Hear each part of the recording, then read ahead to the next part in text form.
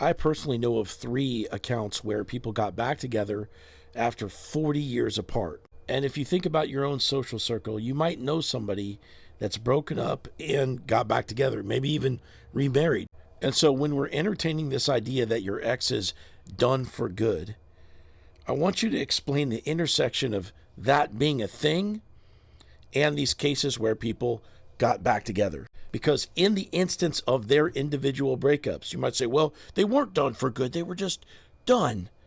It's like, okay, but when you break up, you mean it, and you divide assets and you go your separate ways, and it's real.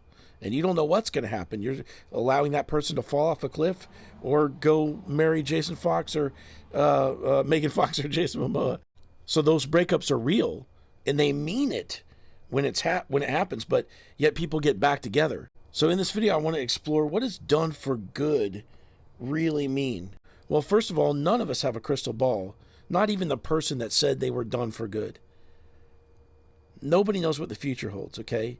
So if nobody knows what the future holds and nobody can commit to feeling a certain way for the rest of their life, then someone saying they're done for good, it sounds a lot more like an expression of feelings in the moment than it does this certain sort of like calculated statement based upon knowing future events and knowing exactly how they're going to feel, et cetera, et cetera. It's an expression more than a fact.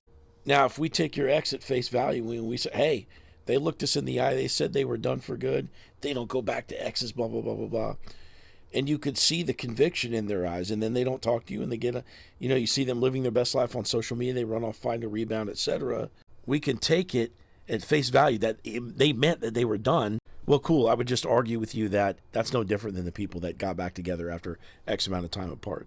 Now, many people that come to me have not only broken up in the past and got back together, but they've done that multiple times. And I think probably the record time is 11, the one that I can think of. There was one where it was like way higher than that, but it was just like this toxic back and forth.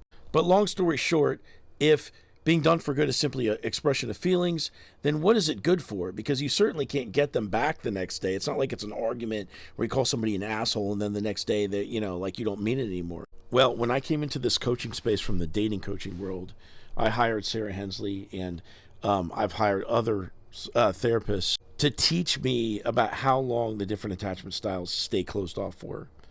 And that's where the no contact recommendations come into play. Your ex is not done for good, but they are done for a while, and that's why you have to wait in no contact. But don't be fooled into thinking that they can make a statement about their future indefinitely.